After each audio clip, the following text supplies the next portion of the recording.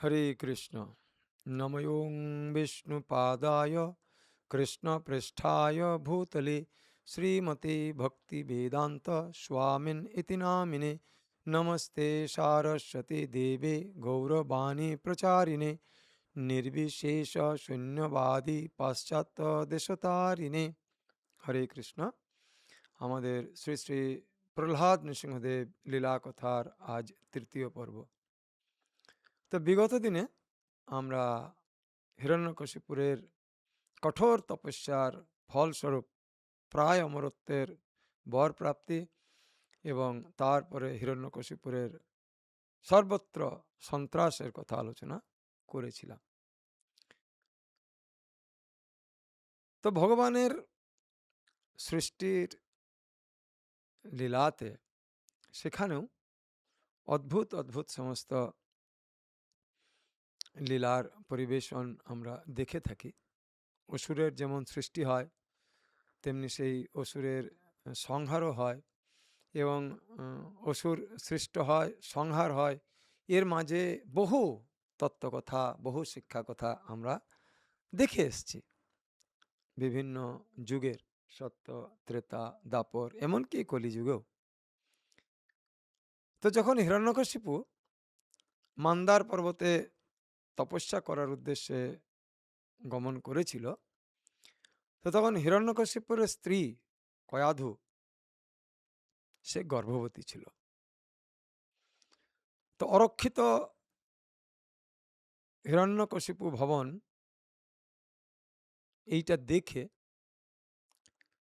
দেবরাজ ইন্দ্রের নেতৃত্বে দেবতাগণ সকলে এসে হিরণ্যকশিপুরের রাজপ্রাসাদ আক্রমণ করে এবং কয়াধুকে বন্দি করে তারা স্বর্গে নিয়ে যায়। দেবতাদের উদ্দেশ্য ছিল যে কয়াধুর গর্ভে আরেকটি হিরণ্যকশিপুর পালিত হচ্ছে। তো এক হিরণ্যকশিপুরের দোর্দণ্ড প্রতাপে আমাদের যদি এইরকম দুরবস্থা হয়, তো আরেকটি ভবিষ্যতে যদি হিরণ্যকশিপুর আসে তাহলে যে আমাদের অবস্থা আরও কত শোচনীয় হবে সেটি বলার ভাষা নেই। তো তাই তাদের উদ্দেশ্য ছিল যে এই শিশুটি যেমনই ভূমিষ্ঠ হবে তাকে আমরা সকলে মিলে হত্যা করব। তো এই উদ্দেশ্যে যখন তারা গর্ভবতী কয়াধুকে নিয়ে আকাশপথে যাচ্ছিল, তো তখন পথিমধ্যে নারদ মুনির সাক্ষাৎ হয়। তো নারদ মুনি তিনি দেবতাদেরকে উপদেশ দেন যে অসহায় গর্ভবতী এক স্ত্রীকে যদি হত্যা করা হয় বা তার গর্ভস্থ শিশু সন্তানটি ভূমিষ্ঠ হওয়ার পর যদি বিনা কারণে তাকে হত্যা করা হয়, তো এর যে কলঙ্ক, সেই কলঙ্ক জগৎ সংসারে এমন এক শিক্ষার উদাহরণ হিসেবে থাকবে যে যেটিকে মোচন করা অত্যন্ত কঠিন।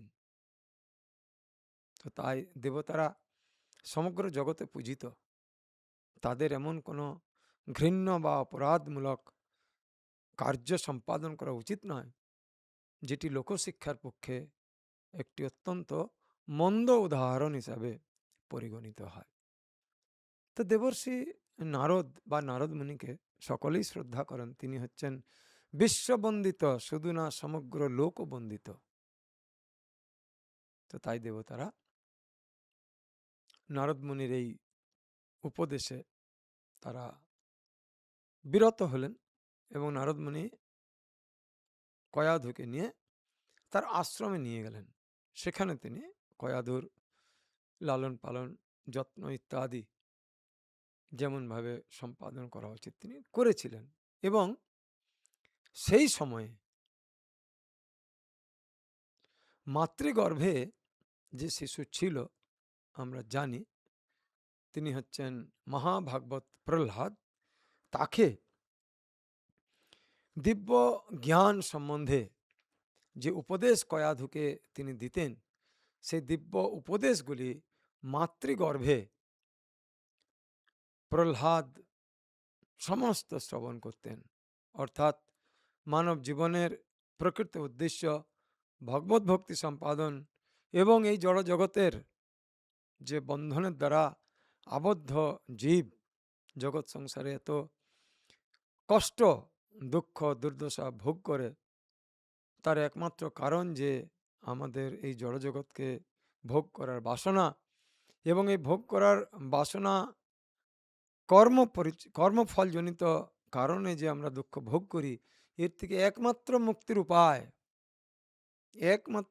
উপায় ভগবত ভক্তি সম্পাদন ইত্যাদি দর্শন সমূহ নারদমুনি কয়াধুকে রোজ দিতেন।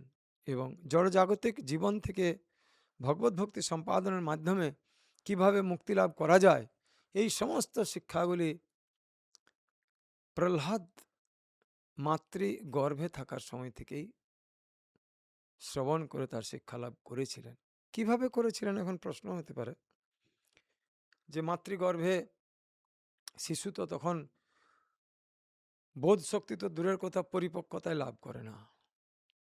কিন্তু শাস্ত্র বলছে যে মহাভাগবত যিনি হবেন, তো তার এই দেহ এবং আত্মা, এই দুইয়ের মাঝে সাধারণ বোধ বুদ্ধির দ্বারা মানুষ যে বন্ধনগ্রস্ত হয়ে যায়, সেইটি মহাভাগবত বা মহান ভগবত ভক্তদের ক্ষেত্রে হয় না। মহান ভগবত ভক্তদের পরিচয় হচ্ছেন তারা শুদ্ধ আত্মা।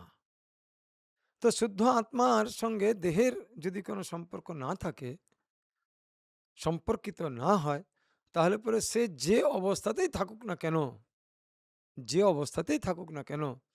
সে অবশ্য করেই দিব্য উপদেশ শ্রবণ করতে সক্ষম হয় এবং এমনকি দিব্য উপদেশ প্রদান করতেও সক্ষম হয়।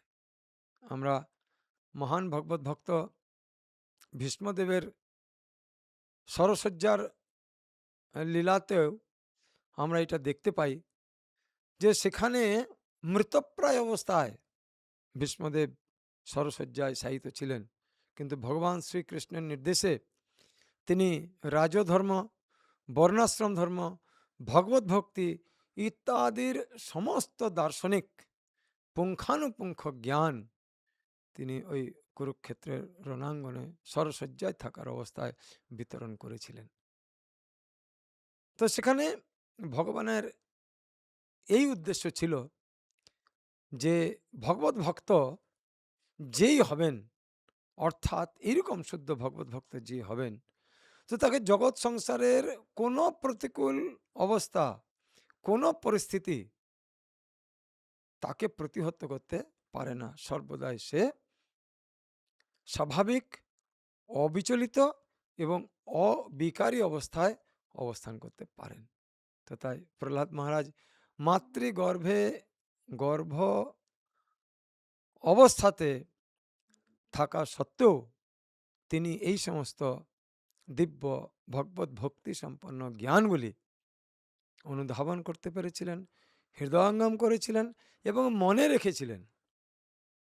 পরবর্তীকালে যখন প্রহ্লাদ মহারাজ ভূমিষ্ঠ হন, শিশুকাল থেকেই, তখন যাকে দৈত্য গুরুকুলে তাকে যখন পাঠানো হয়, সেখানে তিনি তো ভগবত ভক্তির বিজ্ঞানের কোনো ভক্তিশাস্ত্রী বা ভক্তি বৈভব বা ভক্তি বেদান্ত বা ভক্তি সার্বভৌম কোনো ক্লাস ভূমিষ্ঠ হওয়ার পর করেননি। তার যা সমস্ত ক্লাস হয়েছিল মাতৃগর্ভে থাকাকালীনই।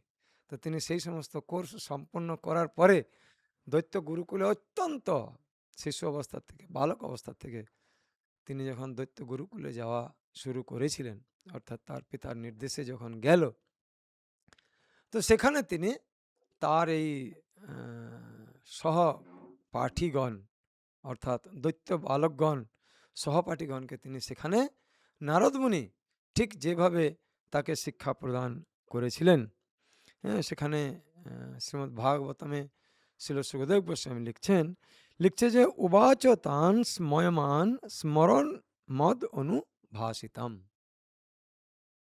তো নারদমুনি এইভাবে বলেছিলেন যে দৈত্য গুরুকুলে গিয়ে আমি ঠিক যে ভাবে প্রহ্লাদকে বলেছিলাম, সেই সমস্ত কথাগুলি স্মরণ মদ ভাসিতম, অর্থাৎ সেগুলিকে স্মরণ করে আমার বলা বক্তব্যগুলিকে সে দৈত্য গুরুকুলে সেই দৈত্য বালকদেরকে শিক্ষা প্রদান করতে শুরু করেছিল। কিসের শিক্ষা?